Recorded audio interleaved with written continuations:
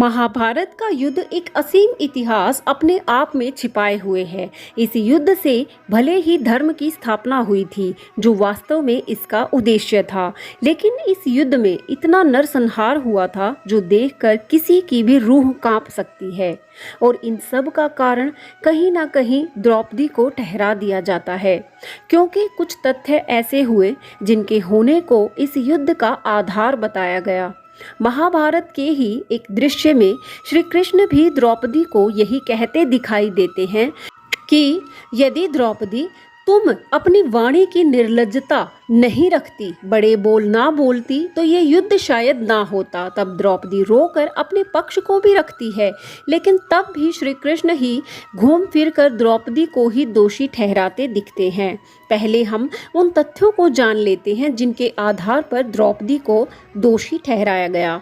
सबसे पहले कर्ण से विवाह करने को मना करना इसका कारण बताया गया, क्योंकि महाभारत में जब द्रौपदी स्वयंवर हुआ तो कर्ण भी भाग ले रहे थे, लेकिन द्रौपदी ने कर्ण से ये कहकर कि वह सूत पुत्र है, विवाह करने से मना कर दिया।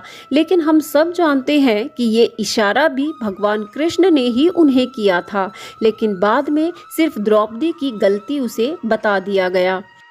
दुर्योधन को अंधे का पुत्र अंधा कहना। इंद्रप्रस्थ में अतिथि के रूप में आए दुर्योधन महल की सुंदरता से इतने प्रभावित थे कि उन्हें जल का कुंड दिखाई नहीं दिया और वे गिर गए। तब द्रौपदी का सहसा ये कहकर कि अंधे का पुत्र अंधा कहकर हंस देना दुर्योधन के अहंकार को गिराने के समान था। लेकिन अगर इसे सामान्य रूप से देखें तो द्रौपदी के अलावा वहां अन्य दासियां भी हंस रही थी, तो दुर्योधन ने केवल द्रौपदी का ही चीरहरण क्यों करवाया? इससे ये साफ झलकता है कि दुर्योधन के मन में पहले से ही पांडवों के प्रति वैर भाव मौजूद था, जिसका परिणाम महाभारत का युद्ध था।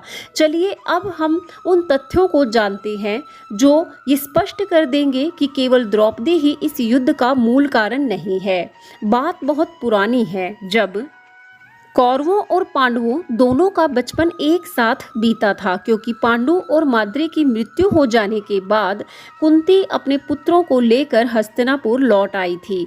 क्योंकि कौरवों का जन्म कलयुग और राक्षसों के अंश से हुआ था, इसी कारण सभी कौरव व्यवहार से बहुत उद्दंड थे। वहीं भीम सभी बालकों में बहुत वीर और भारी भरकम था।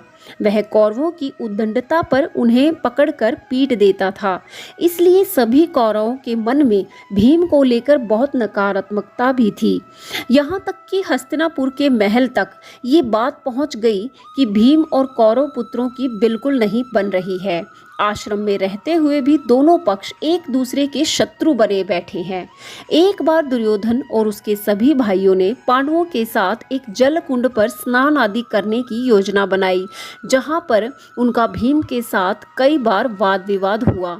लेकिन भीम ने एक दिन कौरव भाइयों की पिटाई कर दी। इसके कारण कौरव भाइयों ने एक दिन भीम के भोजन में विष मिला दिया था, जिसके बाद भीम वहीं पर बेहोश होकर गिर पड़े। तब दुर्योधन ने भीम के हाथ पैर बांधकर एक लाश की भांति उसे गंगा नदी में फेंक दिया था। तब भीम बहते हुए नीचे नागलोक पहुंच गए, जहां अनगिनत नागों ने भीम को डस लिया था। बाद में वहां भीम का सामना अपने नाना के नाना आर्यक से हुआ।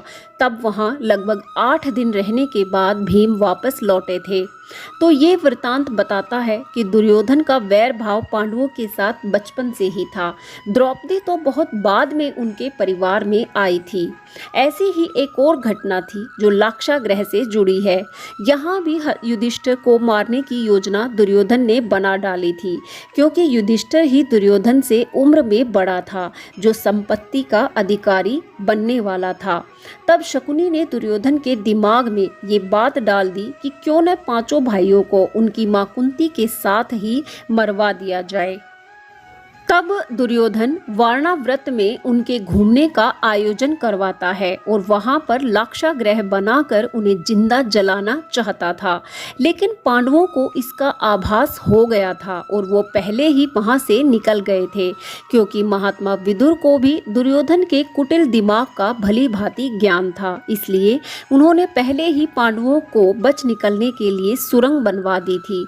इस तरह ये दो घटनाएं दर्शाती हैं कि केवल द्रौपदी के आने के बाद ही दुर्योधन पांडवों से नाराज नहीं हुआ था, वो बचपन से ही पांडवों के अस्तित्व के विरुद्ध था, क्योंकि ये लड़ाई सत्ता की थी और दुर्योधन को ये लगता था कि वह युवराज बनने का अधिकारी है। वह तथ्यों को समझना ही नहीं चाहता था।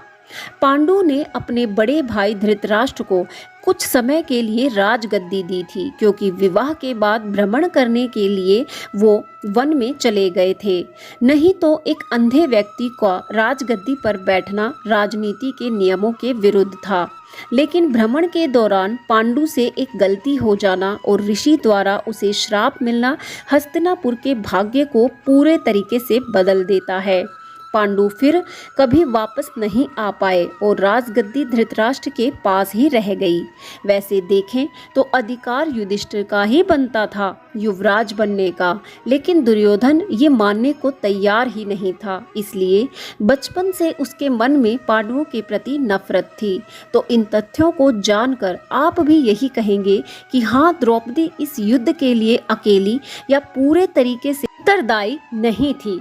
हमेशा तथ्यों को जानकर ही हमें किसी के लिए राय बनानी चाहिए, क्योंकि हमारा एक दृष्टिकोण किसी की छवि को पूरे तरीके से बदल सकता है।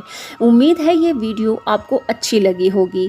आपकी क्या राय है इस विषय के बारे में? अपनी राय कमेंट बॉक्स में ज़रूर दें और वीडियो पसंद आया है तो वीडियो को लाइक शेयर ज़रूर कीजिएगा और चैनल को सब्सक्राइब ज़रूर करें। जय श्री कृष्णा।